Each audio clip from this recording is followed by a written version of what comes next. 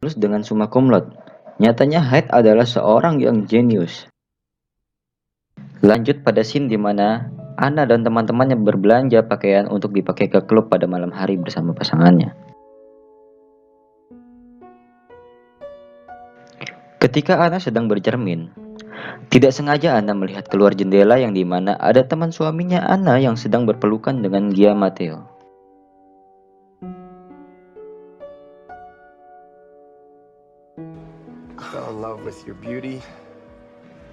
Ketika mereka sedang duduk bersama, lalu Elliot pun menyatakan perasaannya kepada Kate dan memberikan cincin untuk menikahinya.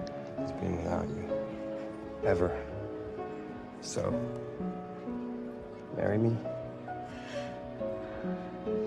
Please. Yes. Yes.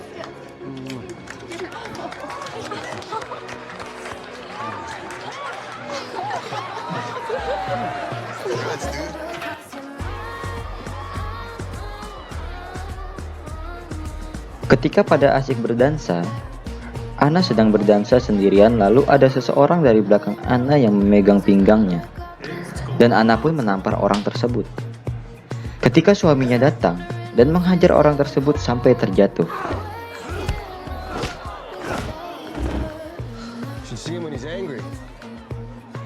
Lalu, ketika Anna sedang di kantor, ada yang ingin menemuinya, yaitu detektif Clark, dan ingin membicarakan soal Jack Hyde.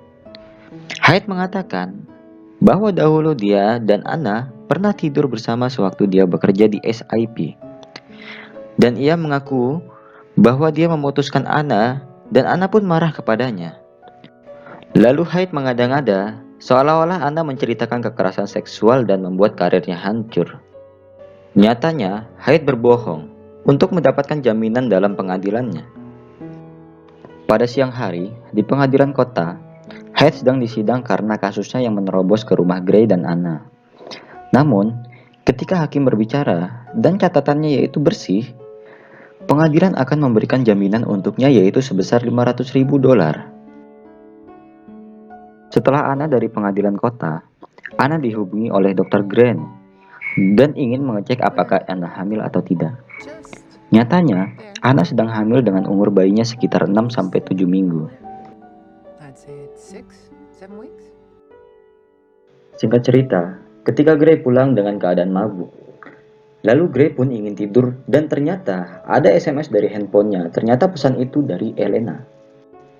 Ternyata Elena menemani Gray untuk minum tanpa sepengetahuan dari Anna. Ketika pada pagi hari, suaminya mengira bahwa istrinya pergi dari rumah.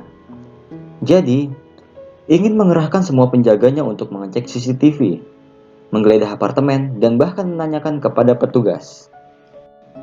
Yang ternyata, Anna berada di red room sewaktu malam. Waktu Anna berada di kantor, lalu ada telepon masuk yaitu dari nomor Mia. Ternyata, yang bicara bukan Mia, yaitu Jack. Anna kaget, Jack menghubungi Anna. Padahal setahu Anna, dia di penjara karena Jack mendapatkan jaminan ia pun tidak di penjara. Ketika Anna menanyakan yang digunakan adalah ponsel Mia, Jack menyebutkan spesifikasinya dan mengirimkan foto Mia dalam keadaan disandra. Lalu Jack memberikan penawaran kepada Mia agar adik iparnya selamat untuk membawakan uang $5 juta pada jam 1 siang. Menurut Anna, itu mustahil, tetapi Anna tidak menyerah dan mengerahkan semua kemampuannya. Dan jika Anna memberitahu kepada suaminya dan penjaganya, adiknya kembali dalam keadaan terpotong-potong. Seketika Anna bergerak dengan alasan tidak enak badan dan meminta Hannah menghapus semua jadwal pertemuannya, dan Sawyer pun mengantarkannya pulang. Setibanya di rumah, Anna langsung bergegas untuk mempersiapkan apa yang dibutuhkan oleh Anna. Ternyata, Anna menyimpan pistol suaminya dan membawa untuk berjaga-jaga nantinya. Diam-diam, Anna menelpon Sawyer untuk mengelabuinya dengan cara meminta bantuan di perpustakaan. She's run out of the goddamn building. Fuck!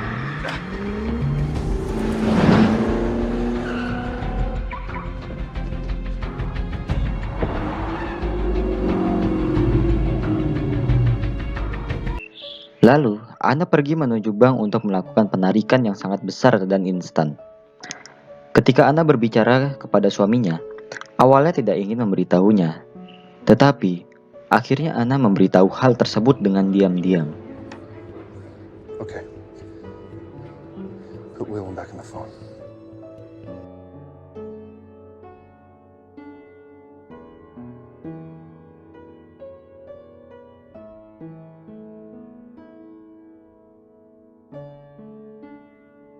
Suaminya pun berbicara kepada Welan untuk menuruti apapun yang diminta oleh Ana kepada Welan.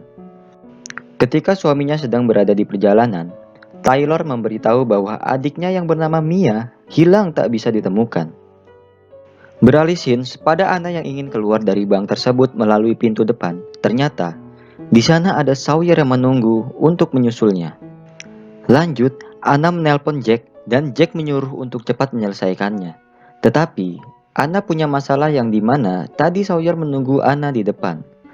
Dan Jack memberitahu Ana sedang ditunggu oleh mobil Dodge berwarna biru di bawah dan Jack meminta untuk menyerahkan ponselnya kepada supir mobil itu.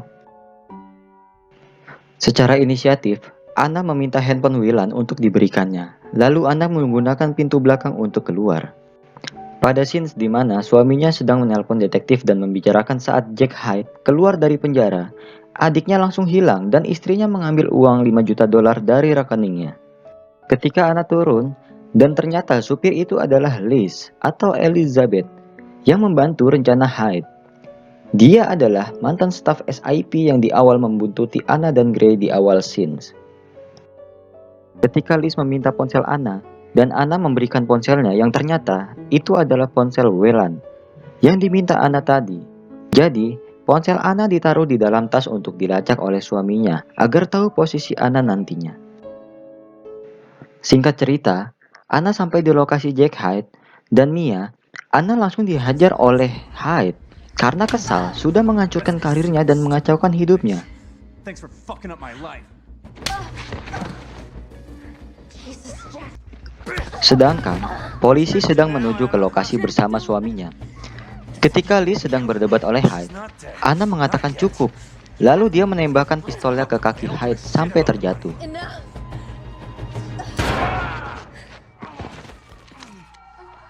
Dan seketika, polisi pun datang untuk menangkap Jack Hyde dan Liz. Stay with me, Anna. Lanjut pada scenes, Ana sedang tidak sadarkan diri dan dilarikan ke rumah sakit.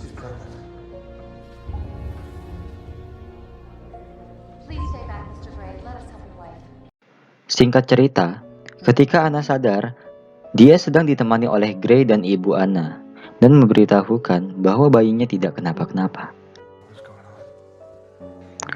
Lalu, Ana menceritakan kepada suaminya bahwa jika dia menceritakan semuanya kepada suaminya, Jack akan mengancamnya. Ternyata, Liz melakukan pemerasan dengan cara memanipulasi bahwa Ana yang tidur dengan Hyde. Padahal, Liz yang melakukan itu semua. Blackmail. She had sex with Hyde and he filmed it. Seems she did that with all his assistants.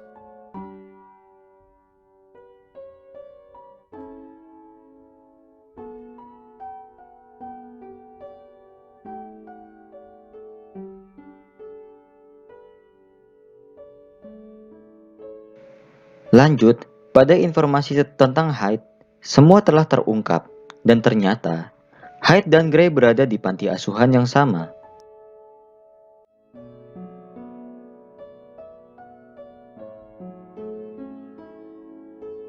Setelah itu, makam ibu kandungnya sudah ditemukan oleh seseorang, dan mereka esoknya ke makam tersebut.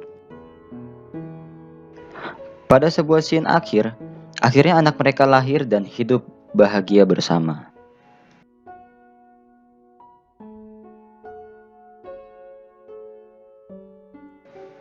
Menurut saya, alur ceritanya menarik, tidak terlalu berat untuk berpikir pas menonton film ini.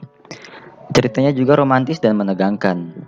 Sebenarnya, film ini adalah trilogi dan akhir dari ceritanya. Saya hanya menceritakan akhirnya saja karena saya lebih suka akhir film ceritanya dibandingkan awal-awalnya saja. Oke, jika ada kekurangan, bisa kalian koreksi dan kalau ada yang ingin request, silahkan komen di kolom